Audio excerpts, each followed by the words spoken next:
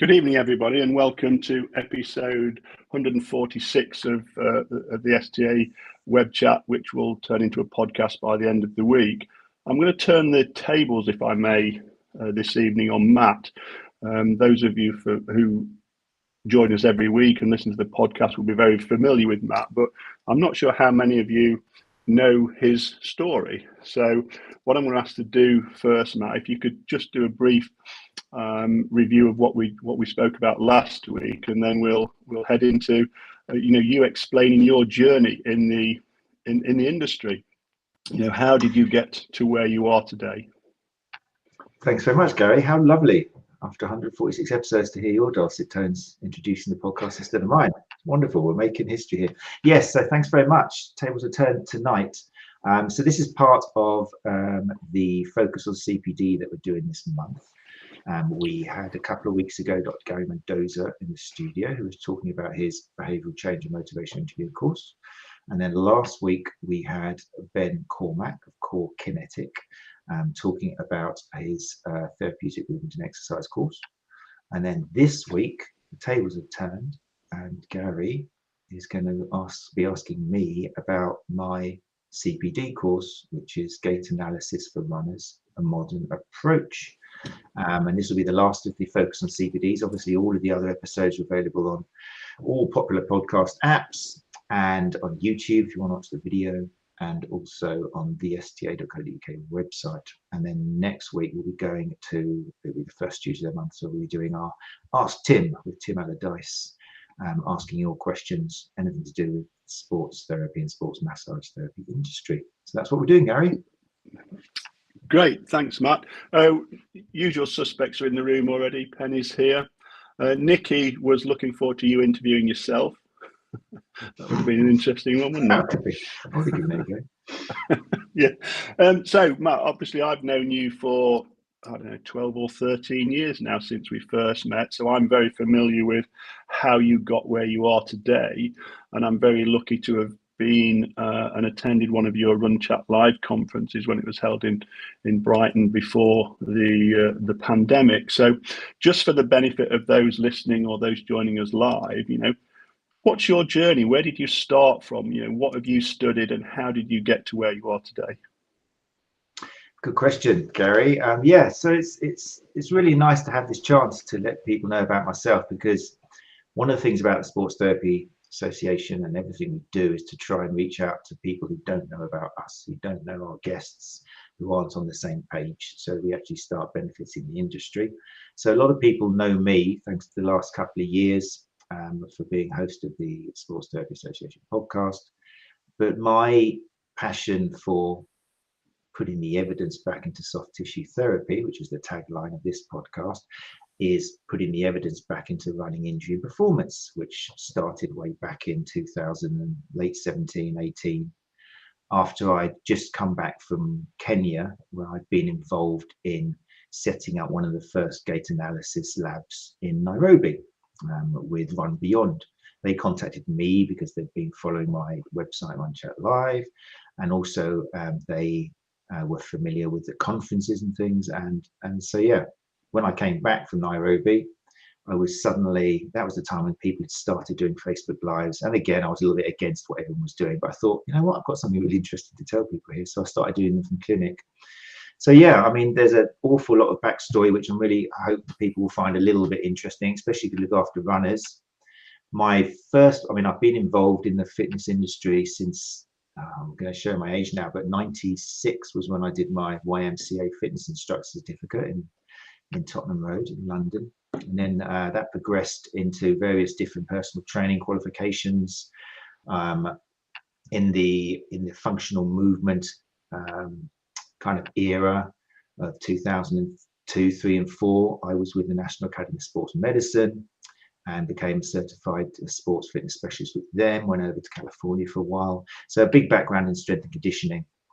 And I was a martial artist first of all, and then moved into running when I just had a change in tutors and didn't really like kicking other people's shins. It just wasn't much fun anymore. And that's when I started getting more into running and concentrating on running. And And then my brother was actually involved in the soft tissue therapy side of things. So for a while we were like Benjamin Mendham. I was doing the rehab and he was doing the soft tissue stuff. And then I thought, actually, I'd quite like to get involved in that as well.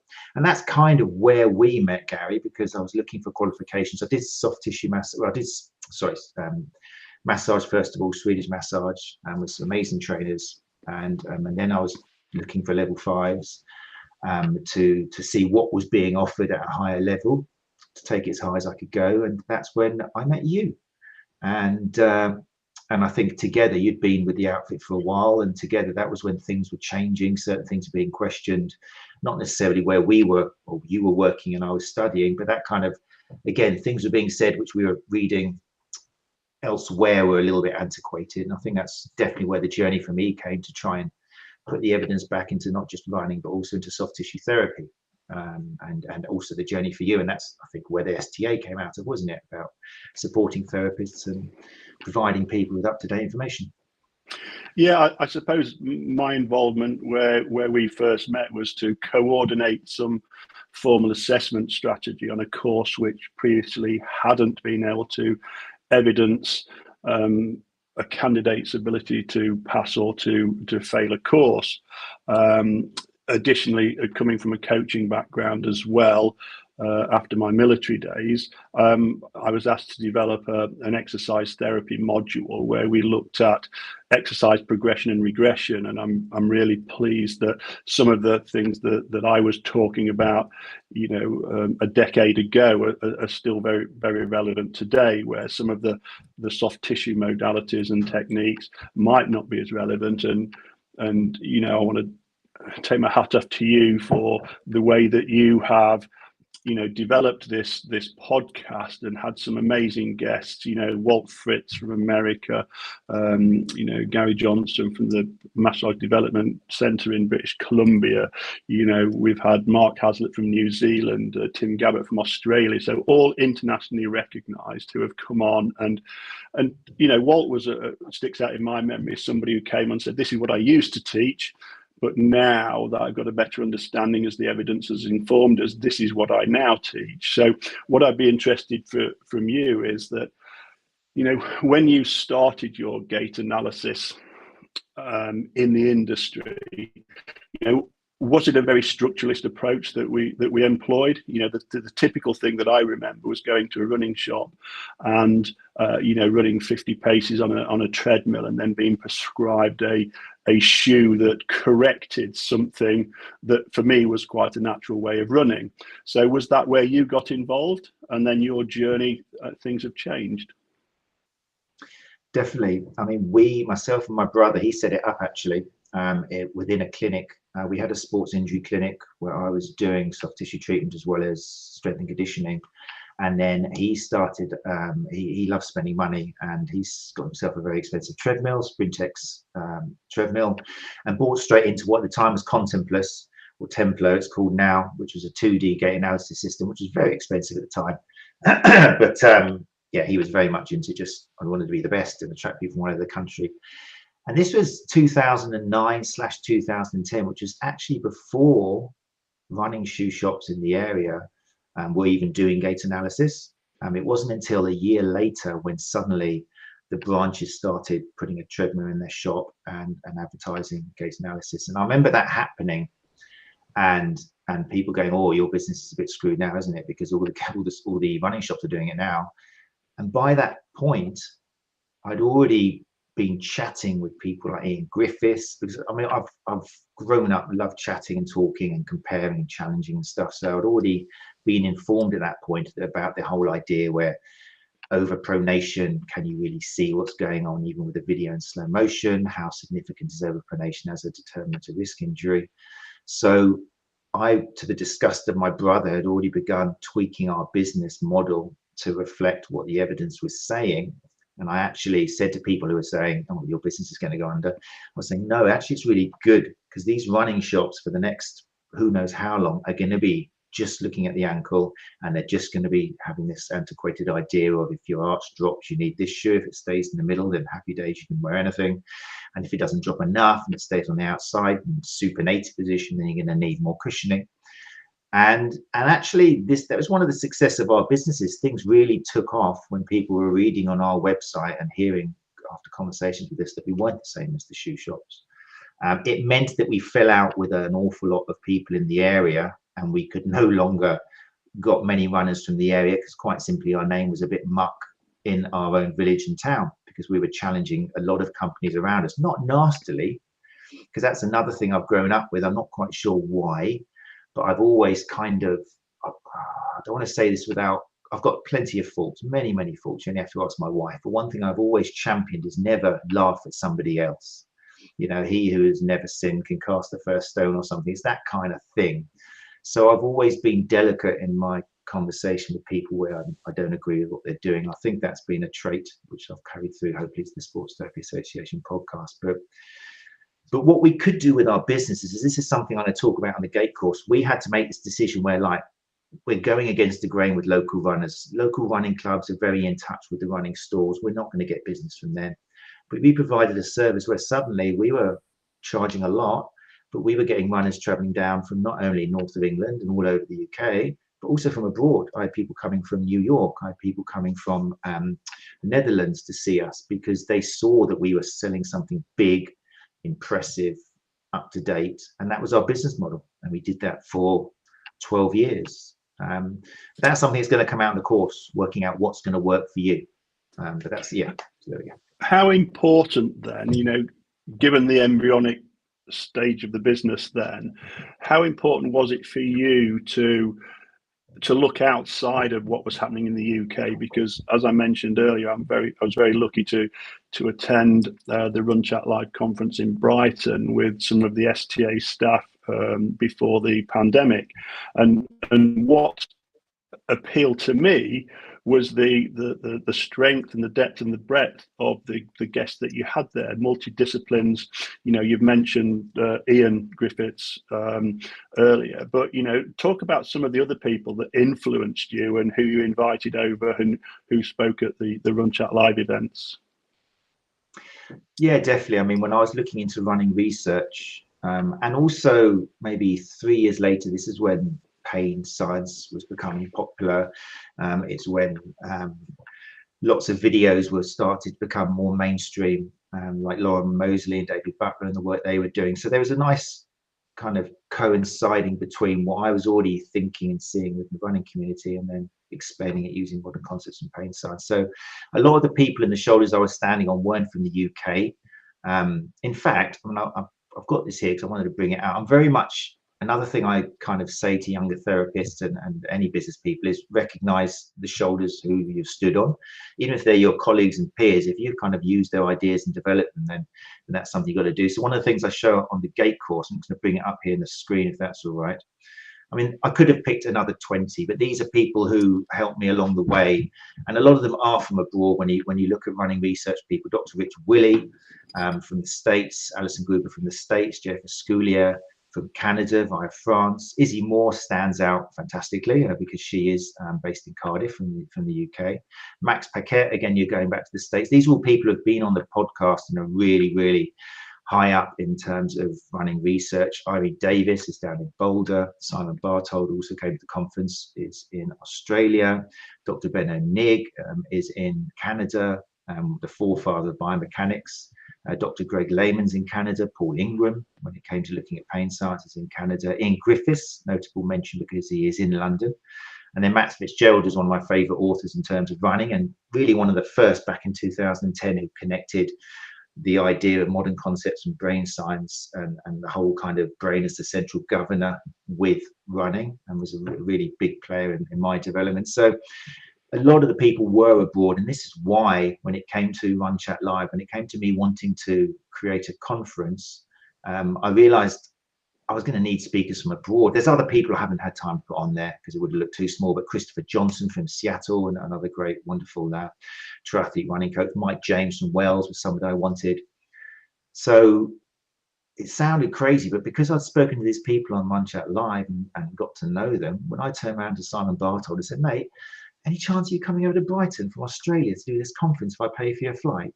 And he was like, oh, blah, blah, blah, blah, blah. But eventually he was like, yeah, sure. If you pay for my flight and give me some speakers allowance, then we'll do it.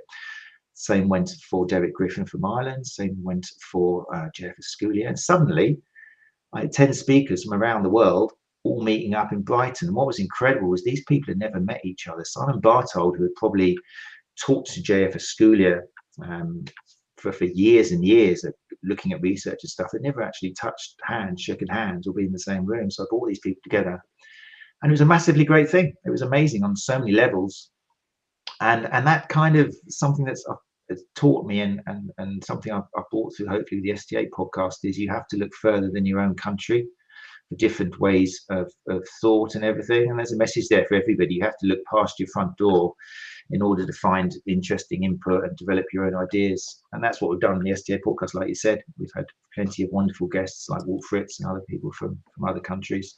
It's an important part. You've got to look far and stretch your net wide if you're going to widen your own knowledge. I think we must at this stage pay reference to your mum's catering at the live event, which was memorable. It was fantastic, and I'm sure she's still doing very well out of that. The thing that stuck out for me was when Simon Barthold, who I'd not seen before really, came over, but I was really interested in listening to his story about, the development of the training shoe, because I remember, as I mentioned earlier, I come from a military background, and I can remember in around about 1985, 86, we were told that we were no longer allowed to run in boots, and we had to wear training shoes, and the high-tech Silver Shadow was the MOD's choice. And I think that was probably one of the first, running specific design shoes. But Simon took us on a journey of what's happened in shoe development, the amount of research and development. Now, as we've mentioned before, going into a running shop and having a look on a laptop at knee downwards about how your Achilles was out of alignment, and then being prescribed a shoe or an orthotic. How has choice of running shoe changed since you've been in the industry, Matt?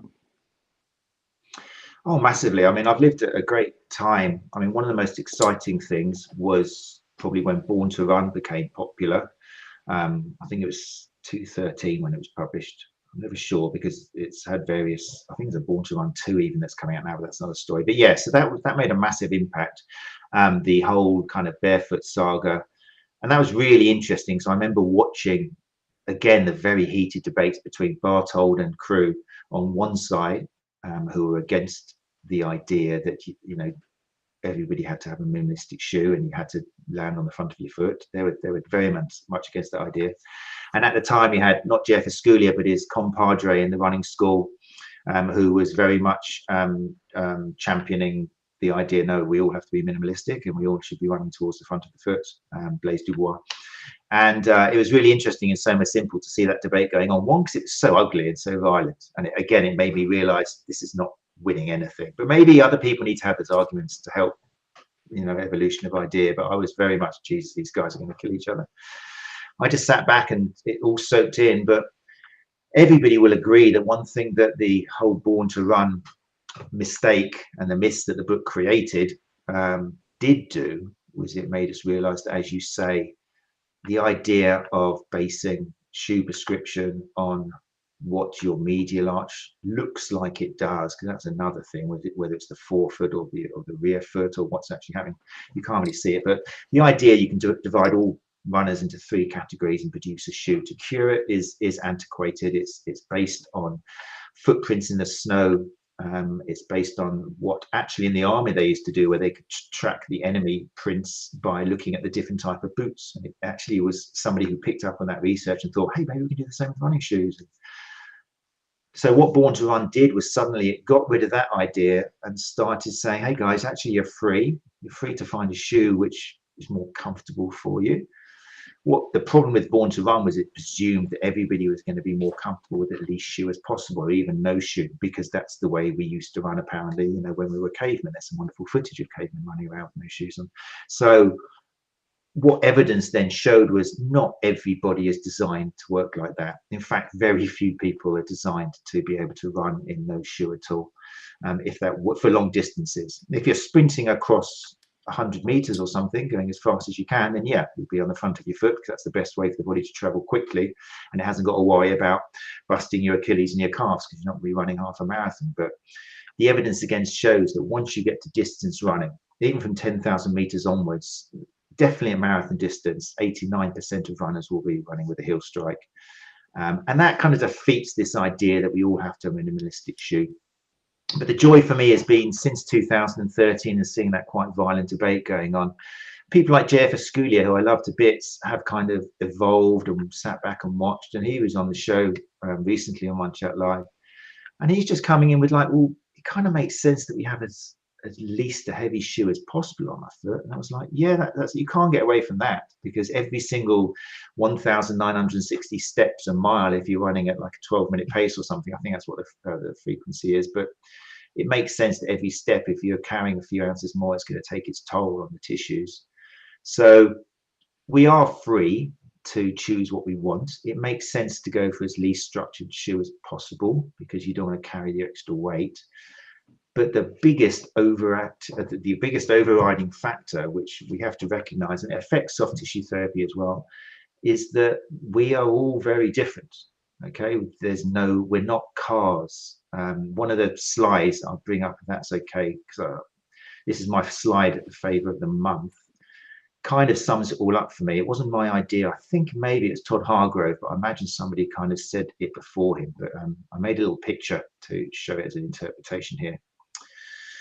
And basically, for those listening to the podcast, what I've got on the screen here on the left, depending how you're looking at it, is a very bust up car as a result of a wheel coming off. The wheel came off, and obviously a car with only 3 wheels does not do very well. It's a machine. It's complicated, but it's dependent on the sum of its parts all working together. On the other side, you can see a lovely dog with 3 legs. And if you look up on Google, you'll realize and you'll see that pets, especially dogs that have lost legs, they're very happy, and they manage their nervous system and brain manages to correlate a reorganization of what goes on to lead a very happy, pretty normal life in most cases. So what this image does for me is it explains really nice that a car is a machine and it's complicated, but you can learn it, and mechanics do. You've got a book. You can write a book which shows exactly where everything goes in a car, and you can fix it or you throw it away. But when it comes to a living body, which has obviously got a brain and a nervous system, like this little dog here standing with 3 legs, it's not complicated. Well, it is complicated, but it's also complex. So there's an interweaving of things like memory and experience and confidence and personality and beliefs and fears and expectations and all these kind of factors which mean that you can be very different from one minute to the next, unlike a car, which basically doesn't lose confidence when it has a crash. It kind of just gets fixed and continues again.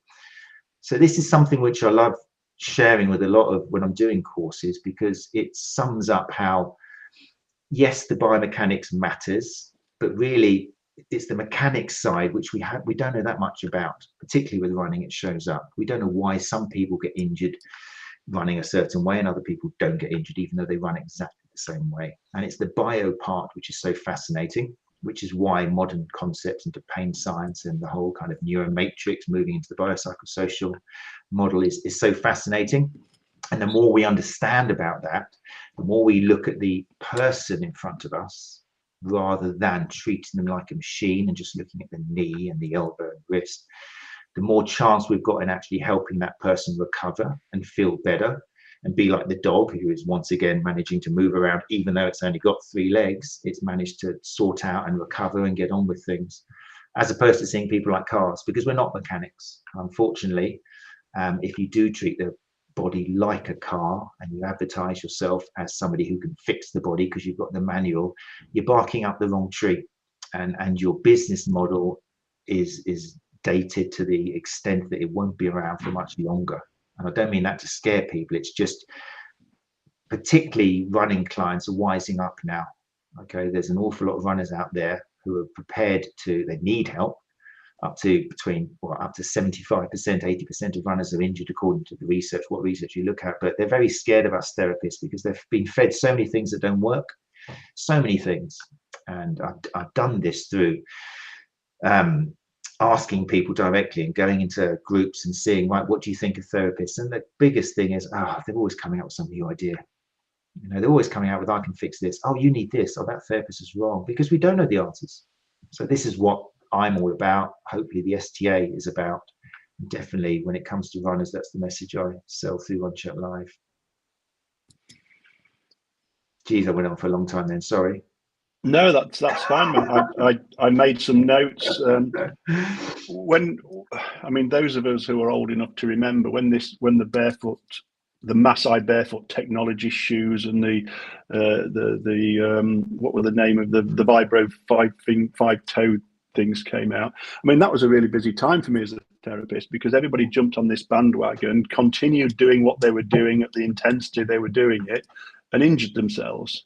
And they couldn't correlate what was happening to them with their recent choices. And the only other time I can remember in my clinical practice that happened was the evolution of CrossFit, where people went from sitting on the couch to super maximal exercise in a short space of time and injured themselves. But I invited you to Lincoln several years ago when I was involved with the triathlon club, and one of the things that you mentioned there about the high percentage of elite runners heel striking, and one thing that stuck out to me, you had a photograph taken at a marathon. I'm not sure where it was, it might have been Boston from memory, where the same runners were photographed at, I think, at 6 miles and 20 miles, and those at 6 miles who had a 4-foot strike, by the time they got to 20 miles they all had a heel strike. And you showed examples of some of the top distance runners in the world who were over-pronating. That was always difficult for me, because how do we distinguish between pronation and over-pronation? Where does the boundary exist? So those are the takeaway things that I took from learning from you. The other thing that we talked a lot about previously was how adapting cadence made a massive change to your run style. So hopefully those are the sort of things you're going to be covering on the course. But if we may, we'll go back to something you mentioned right at the onset, is you started with a 2D system. So what's the difference between a 2D and now I assume a 3D system? Yeah, so 2D basically means that you are looking at how the runner is moving either forwards, okay, and sideways. That's all you can do. So you've got a camera that's able to do that. And then you're capturing the video, and then you're using lines, some kind of software, whether it's on your iPad or whether it's a more sophisticated piece of software, where you can calculate angles and then interpret the data. If those angles are linked to higher risk of injury, then you can maybe do something about it. 3D is when you use, well, there's two ways of doing it, but you need to have cameras which are able to actually create a 3D image of the body. And then if they're able to do that, they can also look at rotation, and they can start calculating forces and give you much more information. So the ways that currently where you can do that is you can either use a marker system, one of the most expensive types, which we'll be talking about in the course. And I don't mean that derogatively, because it's a very advanced system. We'll be talking about how much you should spend. But Run3D, who again we've had on the show, they spoke at Run Chat Live conference, Jessica Bruce and Nick Knight and Trevor Pryor, all involved in that. That uses markers, and it allows to create a 3D image of the body and gives you much more information. And in some cases, if you're looking at some data which involves rotation, like internal rotation of the tibia or fibia or the femur, then data research has shown that you get much more accurate. As soon as you involve a transverse plane, then 2D really loses it. You're not going to look at that. You need 3D. The system I used we changed over from 2D to 3D in 2014. And that was thanks to I think I just had a quick look. Born to Run came out in 2009. Kristen McDougall did it then. But 2012, 13, for some reason, there was a resurgence. And that's when we got loads of people coming in, like you say, with double Achilles tendinopathy. So with the money we got from that, thank you, Kristen McDougall, we actually invested in the 3D, which was a lot more money. But it was because of that. It was a really good couple of years. I use Motion Metrics, which I'll be demonstrating a lot in the course, which uses depth sense cameras. So this is beautiful. I really liked it. It suited me because you don't have to mark anyone up. You don't have to put stickers on them. There's no stickers coming off if they're getting hot and sweaty. You don't have to draw on them. You just have these cameras. You calibrate the person in the cameras because the depth sensing will work out the shape of that person, where the anatomical points are all over the body, and then you use that to calculate the angles and also the forces, which is a big thing as well. The kinetics of it is really important. So that's all 3D.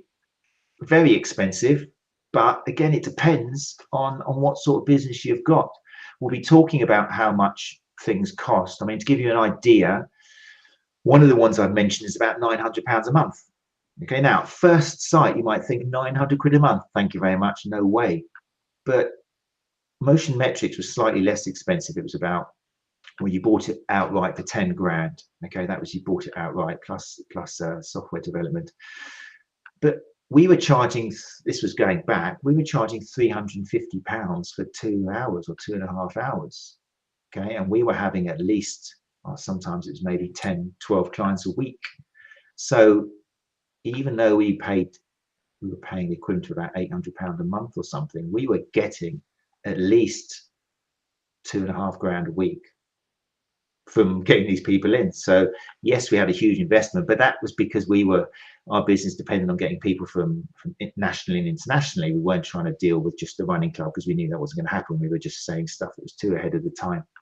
But for somebody who's really well in with a running club, you might be better just having 2D, which is cheaper, much cheaper.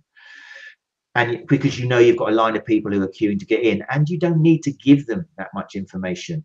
Okay, we'll look into all of that on the course, but you can. The research shows that 2D data cannot be dismissed. Anybody who says 3D is the best and 2D is rubbish is either just selling you a bit of a sales pitch or they're misinterpreting the research. Because if you're just looking mainly at the sagittal and the frontal plane and not necessarily worrying too much about the rotation, which is a fair enough decision if you want, then you can get by with 2D. If you've got enough clients who you haven't got to impress that much. So yeah, that's the difference between 2D and 3D. It's interesting that several times there you mentioned rotation in the description about the 3D model. Now, we've all been sat in a traffic jam and seen somebody come running past us whose right foot, finishes in an externally rotated position, outside of their body line. We've all seen those who rotate the upper body dramatically. So what you're suggesting then is that rotation has a large influence on somebody's ability to run? Well, the big question now is, you can see a lot more and you can measure a lot more, but one, do we know how this movement links to running injury? Is it a factor which, if we see, we can connect with a certain type of running injury? In which case the answer is very shady and grey. Because one, it will depend on the person in front of you, as we talked on before. Okay, we're the dog with 3 legs, we're not the car, so not everybody will react the same way to different forces in any direction. And two, it's just how much can you change that rotation? What can you do to the runner to make a change if you see it? And that's another thing, because we know with the research that strength and conditioning alone doesn't change the way, in many cases, a runner runs. A classic example would be the glute med, for example, gets a lot of fame in running because it controls the contralateral pelvis, and it's really important for kind of stability in the pelvis. So research has shown, quality research in a couple of cases, that you can increase the strength of the glute med by doing whatever exercise you fancy. But the runner will still, the kinematics don't change. There's not a naturally brain won't incorporate this strength and move differently just because it's stronger. So that's one of the things where gait retraining has become so popular. One of the biggest uses of having someone on a treadmill is get them stronger by all means, but then you've got to have some kind of cue or drill in order to rehearse the body into moving that way. And then you've got to keep that going so that it changes from what we could refer to as conscious incompetence, which is where you know you're doing it wrong, to conscious competence, which is where you're doing it right but you're having to think about it, and then eventually into unconscious competence, where you're moving in a different way and you're not having to think about it, and that takes time and practice. So that's one of the things we look at on the course. So with 3D, you know, I love 3D again for me because I was attracting clients from abroad and people traveling and were happy to pay a lot of money because they'd been let down a lot elsewhere. That was my client base and still is when I do online consultations. For me, most of my online consultations are from abroad.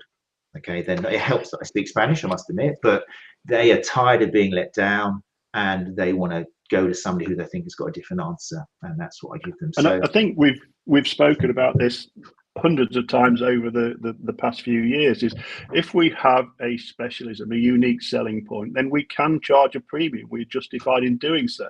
It recognizes the investment in machinery, in software, in advanced training that we've done. So I don't think we should be afraid of specializing, and I think having that unique selling point does make you a more viable option for people looking for that type of treatment. And so it's around your branding, but don't be worried about charging that premium, because people are willing to pay. And especially now we're seeing it in other aspects of life where the NHS is working at capacity and people are saying, well, actually I'm going to go private, I'm going to pay for my scan because I know I can have it done next week instead of waiting 26 weeks. So we are taking responsibility for our own health.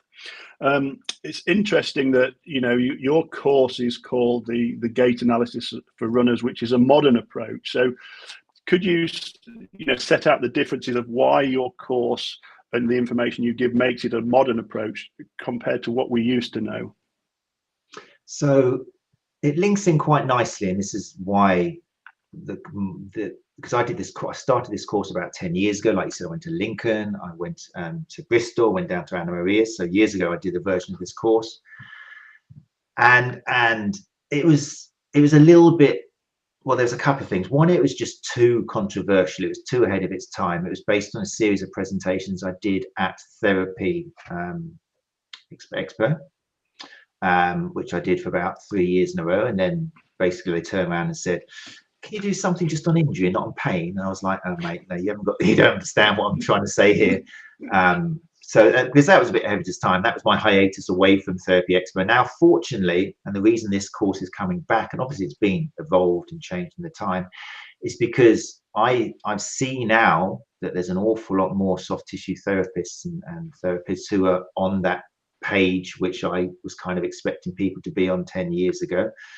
If you're doing a modern soft tissue therapy course, you will be introduced to the idea that symmetry does not correlate with asymptomatic individuals. You get plenty of people who are symmetrical and they're in pain. You get plenty of asymmetric people who are not in pain. So that's a big one for if you're now working with runners, because we can't assume that our runner needs to have level shoulders, level hips, and everything needs to move like the Terminator. And like you mentioned, for example, I mean, they're oldies, but they're goodies. I'll bring them up here just for people who join us in the live lounge.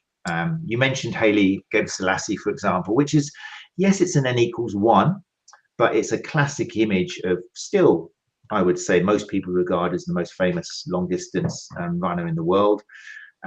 Getting people who can't see the screen, listen to the podcast. We're talking about somebody who at 35 years old ran a 2:3:59 marathon at the 2008 Berlin. And if you see footage of him running, which we do on the course, if he walked into a gait analysis traditional, they would say, oh Jesus, I'm amazed you can even run. I mean, first you've got to change your shoes and get a motion control shoe like these Brooks Ghosts or something, and secondly, we've got to change that, we've got to strengthen this. So that's a lovely example of how we can't expect people to move in the middle now.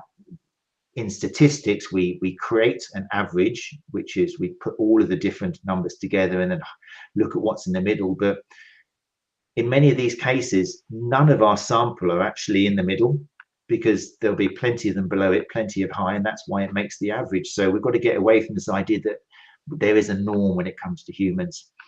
Same thing goes, again, it's an old classic one, but it's still something to create thought. Priska Jeptu is often quoted as a wonderful runner who has an incredible internal rotation of that femur, adduction of the thigh, and that Charleston kick, as it's kind of often called. And again, if that got on a treadmill, you'd be thinking, oh, happy days, I've got to change you now, and I've got to bend you all, I'm going to do some myofascial release, I'm going to change the position of your leg. And yet here we've got somebody who, in 2013 won the New York Marathon in 2:25. Okay, far better than any of us are going to run. Even faster than Derek Griffin, who, congratulations, got a 2:30 something in London Marathon. But yeah, but one of the things I always talk about is don't just look at these photos of elites, just go out yourself. Okay, and a lot of common sense will come into place on this course if you go out and watch enough runners, so your local half or even your park run, but particularly a half or a marathon, because that's when the speeds obviously are slower. And I went out one year as I was expecting my kid, and I wasn't running the marathon anymore, because I used to run the marathon in a blue morph suit, and turning up at my kid's birth in a blue morph suit would have just been complicated. So I decided to lie on my belly and just film people running. And there's some great videos on YouTube, on One Chat Live YouTube channel, which just show me lying on my belly and I'm filming people who are doing the half, and they're running at a respectable speed. I think in one of the cases it was like a 3:30 marathon pace. The other one I think was a 3:15 marathon pace. And on one of the videos here, I've got just time after time again, heel strike, heel strike, heel strike. And I encourage runners, people who look after runners, to go out and just look at the general population. Just the same as I encourage soft tissue therapists who are on a course who are saying, oh, we need to level those shoulders out, just to put your hand up, not violently, but just say, could we check all our shoulders in here just for a second? In fact, no, I don't recommend you do that because it's just going to create a little bit of conflict. But if you did do a shoulder symmetry test or a leg length discrepancy test for all 20 people on your course, you would realize that the norm is to be asymmetrical. Don't do it out loud, actually, because where's your teacher going to go with that? If you say, look, all of us are crooked and yet none of us are injured, what you're saying? I mean, that's what our industry needs to do, because it's just common sense. There's so many examples out there. So yeah, look around you and you will see that a lot of what you've been taught is just contradicted in everyday population. So that's why my gait analysis is called a modern approach. I'm not directly having a go at anybody who teaches the old school, because I used to do that. That's how I got into gait analysis. I would be telling people, look, look what your subtalar joint's doing. Look, you're overpronator. You need these shoes. We're going to do these exercises. And I'm the first to make sure that you never look at somebody and criticize them if you used to do it yourself. But there's still an awful lot of it about. And every time I do a presentation or a workshop, I'm checking on Google for up-to-date commercials, adverts, course details. With the running, what was it, the running show recently, I think, which is probably one of the biggest conferences in London, and I think they got one in Birmingham or something. I was looking at what they were advertising, and some of it had changed. It was nice. They were using less black and white language, but then suddenly 20-minute spine check with our local chiropractor to check whether you need any adjustments. It's like, sit down and we'll check your back, do an x-ray and see if you need adjustments. No subjective, no questions, let's just look at your back. And I thought, wow, the general population still are being so miseducated. So that's why it's called a modern approach. It's a gentle easing into a lot of sense, common sense, but also just move away from some of the myths and misconceptions which we've grown up with. Yeah, as you mentioned in that map, talking about research, and one of the problems I've always had with looking at research and trying to understand research is, if we design a study, then we collect data, but we automatically then disregard the outliers, which would positively or negatively skew our research results, so that we get a better result. And I've always questioned, why do we do that? If we're going to conduct research, let's take everything into account. But it's interesting there, you spoke about Derek a couple of times, and well done on his marathon time, hats off, that's great. He was one who at the Run Chat Live conference I didn't warm to at all. He questioned everything, and he still does on Twitter. He winds me up, but he's got his reasons, and I admire him for sticking to his guns. But yeah, he really got to me. But you recently did on Run Chat Live podcast, you recently did a gait analysis for runners. You spoke with 4 leading researchers on running biomechanics. Now, across that series, did you find that the message was similar, or were there disagreements? It was interesting because I did that because Run Chat Live had been dormant for a little bit of time because I've been focusing, you know, in particular on the Sports Therapy Association podcast. I knew the Gait course was coming up, and as is the case for probably many of you listening, imposter syndrome gets all of us. You know, imposter syndrome gets all of us. Am I right? Should I be challenging this? Blah, blah, this, blah, blah, that. So I thought, well, look, why don't I've had the pleasure in the past with 52 episodes of talking to researchers, but that was like about probably between 3 and 8 years ago, that series. So I thought I'd get 4 of the biggest researchers out there who are still very contemporary and working now, and have a little chat with them. And there was variations. 𝐆𝐸 𝐭 stands out as somebody I really like because he loves challenging mainstream thought. He had a really good one, which I'll just give you an example of how 𝐆𝐸 𝐭's mind works. There's a lot of talk about rotating trainers. That's something which, funnily enough, runners love that idea of advice because it gives them a reason to buy more shoes. But yeah, we've got this nice idea of if you wear a different pair of trainers, then your body's not going to have that repetitive load on the same tissues again and again. So let's just mix it up. 𝐆𝐸 𝐭 points out, and he's done it. I remember when he did it to me and I was just stopped in my tracks. He kind of said, well, yeah, I get the logic of that. But first of all, it's based on 1 paper, maybe 2. There's a little bit of a follow-up as well. So it was a small sample size, this idea that we should rotate trainers to avoid injury. And 2, it kind of goes against the basic SAID principle of if you want a tissue to actually adapt to get stronger, you need to give it a cumulative load. You need to keep poking at it and to get it stronger and stronger. So if you're changing your shoes every 1 or 2 days, you're not giving the same tissues enough of that repetitive demand to adapt. And I was like, oh my God, you're right as well. It's like going to the gym and doing a different exercise every day for biceps. You know, you've got to do curls for a while or something, or you've got to do chest press for a while to get that 6 weeks and cause that adaptation. So he was somebody who is constantly challenging ideas, which I love. But the common theme amongst all 4 of them, highly respected, really influential, passionate, and super intelligent clinicians and researchers, was this: gait analysis is a dodgy area if you're just following the biomechanics and the kinematics. The research which we do just contradicts itself too much. The link between kinematics, the way you move, and injury is very, very shady. In fact, 3 of them didn't even want to do it with me because they said, Matt, I'm gonna tell you stuff you don't want to hear. And I'm like, no. Believe me, I've chosen you because you're going to tell me stuff that I want to hear.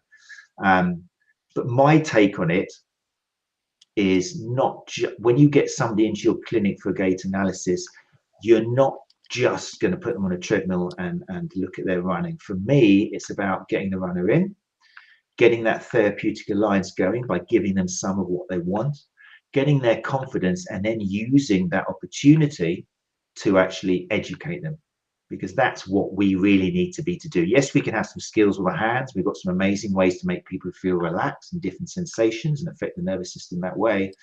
But our biggest power as therapists and coaches and anybody who kind of works with people in that kind of in that sphere is educating them. And that's not easy. I mean, with Dr. Gary Mendoza, we talked about how if you're trying to change someone's behavior, you've got to recognize where they are. You've got to look at your language. You've got to listen to them. You've got to allow them to reach their own conclusions. So that's why I'm always going on about CPD.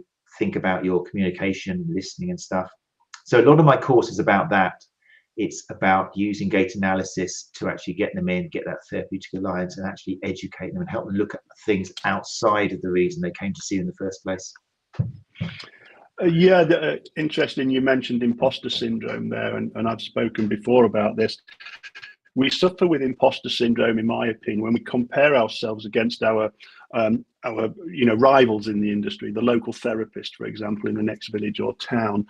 But if we compared ourselves to our old self and understood how we've developed over a period of time, we wouldn't get this imposter syndrome. So you don't have to worry about somebody with extra qualifications than you. They might have had a completely different journey. You are where you are, but compared to your old self, you're a far more rounded therapist. And especially if you're the sort of people who are listening to the Sports Therapy Association podcast regularly, you'll know that we're challenging you, we're signposting you to the experts on the periphery of our industry, if you like. But I think that the people who read that one study into rotating your trainers were all owned sports shops, and they came up with the same idea as the British Fruit and Veg Marketing Board back in the 70s with your 5 a day, so I think that was, me being cynical, but I think the running shops did really well out of that. And I still rotate my training shoes, but mine are, I wear one pair for just dossing around in, one pair if I'm going exercising. But I do that because I like buying training shoes, and especially blue ones. Especially blue ones, yeah, we know. They calm you down. We haven't had any questions from the audience tonight, Matt. I think I saw one. Yeah, I think we saw one. Hold on, I did out the corner of my eye. Oh, do you think you'd do another Run Chat live conference in Brighton again now? Probably. I don't know. Probably. I don't know. I think I'm going to focus. I mean, I wanted to say this at the beginning because I was conscious that one of the things we pride ourselves, and jump in, Gary, if you want to, one of the things we pride ourselves at the Sports Therapy Association is we are an association that is not we're not set up to then make money out of selling courses. This is why we don't offer our own courses, because if we're going to represent sports soft tissue therapists and advise and support, then we can't really be we can't have that business interest where, oh yeah, you should do this course, which I actually make money out of. So I was a little bit worried about coming on the show and talking about my course, because it sounds like it's a pitch to come onto my course. So I just want to let people know you can't come on my course because it's sold out. Sorry. There's a few people in there tonight, I think, who are coming on it, which is great. So we're not doing this episode to sell my course whatsoever. We're doing it just purely because I'm actually something apart from just host the Sports Therapy Association podcast. And it's a good opportunity just to help people out there, which is what we're doing it for. We are looking, that said, into different hosts and things, and if this one is popular, which is proved popular by the uptake so far, we can look at different areas in the country, and I'll be happy to come around to it. And if you're interested in that, just email me, matt@runchatllive.com. But how did that time with the question you asked me, Gary? So I forgot. So, well, I mean, what I'm going to do is reinforce what you just said there, Matt, about the potential for conflicts of interest, and that's really why I set up the Sports Therapy Association, because I didn't want there to be a conflict of interest. So I stopped my teaching so that I can give an unbiased opinion of training that's out there, and I write my members' CPD policies, and I didn't want them to think or feel obliged that they had to do my course. So that's why I stopped. But just to put it into context, I invited you to talk about your course because I can see its value. I also invited you and suggested turning the tables on you because for 145 episodes, you have eloquently interviewed some of the, internationally recognized speakers. You've raised the game, in my opinion, and I just wanted you to have a chance to tell us what motivates you and what your area of expertise is. So, the course that we're talking about, which is sold out anyway, but, that now involves a mixture of a blended learning course, in effect. So there are some online days and there are some practical days. Would you like to explain how you arrived at that for us? Yeah, that was kind of the brainchild of Anna Maria Mazzieri, who a lot of you will know as the founder and director of the ST School, or School of Soft Tissue Therapy. And it kind of really made good sense.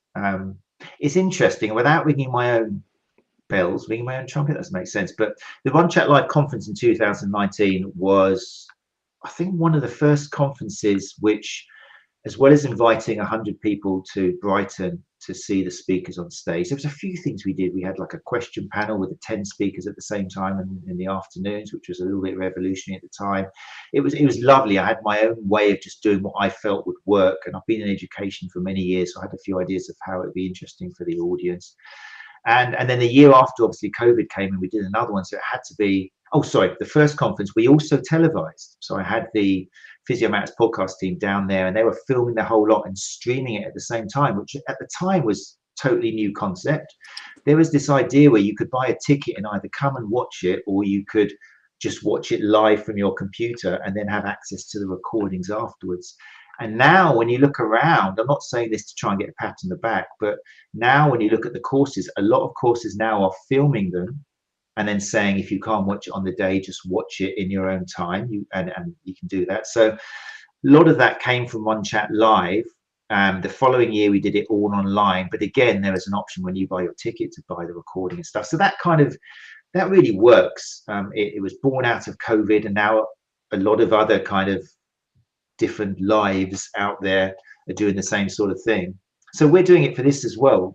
It's silly making people travel and find accommodation if I can just give you the theory in an interactive way over the internet. And we can be really interactive. On this gait analysis course, we'll be using different apps to get people to go into groups. It'll be over Zooms, there'll be breakout rooms, there'll be activities, there'll be anonymous question answering, so a lot of people can still get involved without feeling that kind of, oh, I mustn't let people know what I'm thinking.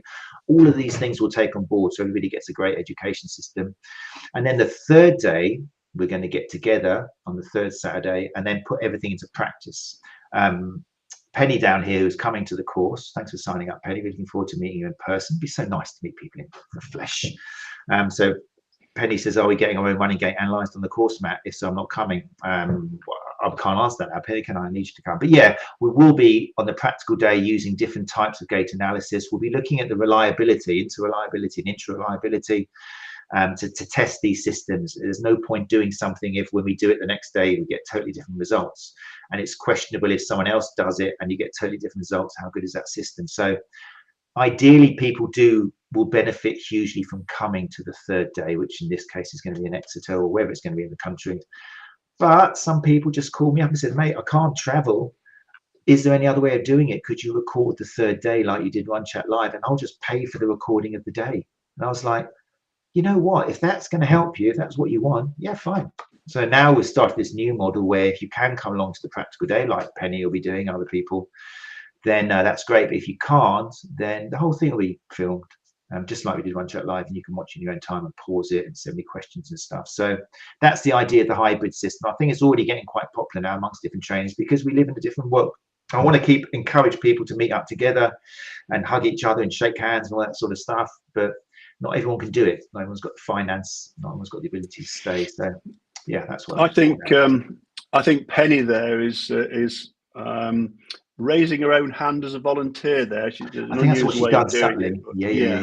I think that was a very subtle thing, that please will you use me as a guinea pig. But going back to the Run Chat Live, Matt, and I was there at the one that was filmed, and I've got to say, I think you were extremely brave to think about that and organize that, because as you say, you had people coming from all over the world, and I'm pretty sure at one stage you were going to be deeply in the red on that course. Oh, for sure. I was paying 500 quid for each speaker to come from the States, from Canada, but I don't know, that's why I take up my brother a little bit. I thought, oh, let's give it a go, you know. It's and it paid off. Yeah, but it was really good, and I particularly enjoyed that panel discussion at the end, and the questions, and I was the one walking around, you know, handing it to people. But I think that was, you know, part of the evolution of our industry, if I'm honest, that, you know, we now have rolled that out into the Therapy Expo environment, where we have panel discussions in the STA theatre. There were multiple panel discussions. I was part of one in the larger theatre. So, you know, I think it's extremely beneficial to have people with differing opinions on the same stage at the same time, you know, giving their argument, if you like. So we've run out of time, Matt. As I say, there's been no question. So, you know, if people wanted to learn more about you, to follow you on social media, how do they get hold of you? So Run Chat Live basically everywhere. I was fortunate in that I could use the word Run Chat Live, although most of the Hispanic population think it's Run Chat Live, which has also got a nice ring to it. Run Chat Live.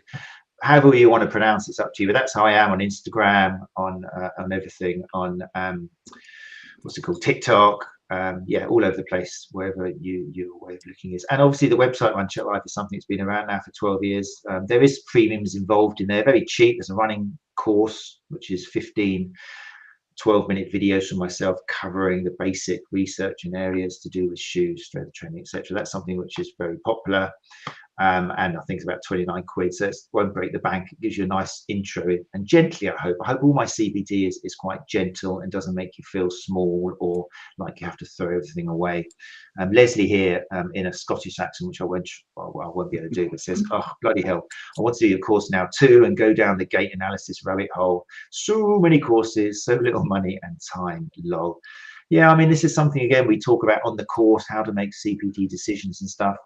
But I think what we've talked about before, and Gary talked about a lot with Tim, is doing your costs and benefits, and as a business model, you have to be very careful that if you're going to spend money on CPD, then you can make money out of it. And that's something which I think not enough therapists do. Some therapists are driven by, what's it called, FOMO, fear of missing out, and they don't actually think, right, how is this 250 quid going to translate? How am I going to make this back within 2 or 3 months? So that's how your decision's got to be, Leslie. If you're looking at getting to gait analysis, or you think by increasing your evidence and having a little bit more of a hold on what's actually going on, you might be able to get more customers or charge them more, then hey, the investment's there. If not, then look at something that does tick those boxes. We've said several times, Matt, that our choice of CPD should be informed by our client base. So, my theory on this is if 65-75% of your client base are runners, there's no point you doing a dry needling course, just as one example. You're much better spending that effort, the commitment in time and finances on something that's specific to your client's needs, that's going to make you, be able to facilitate change for them in a quicker or a better way. And once you've got that additional skill, by all means, increase your charges, because you've got a premium product and you shouldn't worry about charging for that. But Matt, I know that you, for the past couple of years, you've really taken the STA podcast to the Therapy Expo and organised all of our speakers. So I'm going to cordially invite you to, if you can, do a 30 to 40 minute presentation for STA members in the STA theatre, and give an insight into some snippets from your course. I know you've mentioned some this evening, but if there's any way that we could get that information to a wider audience, let's do it. That's a good idea, actually. Yeah, we could do that. That would be cool. I'm really excited. We've had a few chats and meetings, haven't we, about Therapy Expo this year. So, yeah, I'm so looking forward. We can't say too much about it now, but it's going to be a great year. It'll be really good. To meet out with people as well. It'll be fantastic. Yeah, we can do something on gait analysis there. That will get a treadmill or place for that, but we can definitely look at some slides and share some information. It'll be good. Yeah. Okay. Well, 2104. Again, we've run slightly over time. I'd like to thank you, Matt, for contributing. Not as the host, but as a guest on the STA podcast, and probably it's something that we can do again next year. When you've rolled out these courses and you're finding out new information, we could probably discuss it again. So a part 2, I'm sure, would be appreciated by the audience. So thanks very much for your time, everybody. I hope you've enjoyed this different session. I will be on next week again, just sharing the space with Tim for any questions about the soft tissue therapy industry, or for the graduate sports therapists, if you want to know anything, or your sports rehabilitators. Please email Gary at thesta.co.uk or Matt at thesta.co.uk with any questions, or join us live. Don't forget to subscribe to our podcast and to our YouTube channel. Thank you very much for your time, and look forward to next week.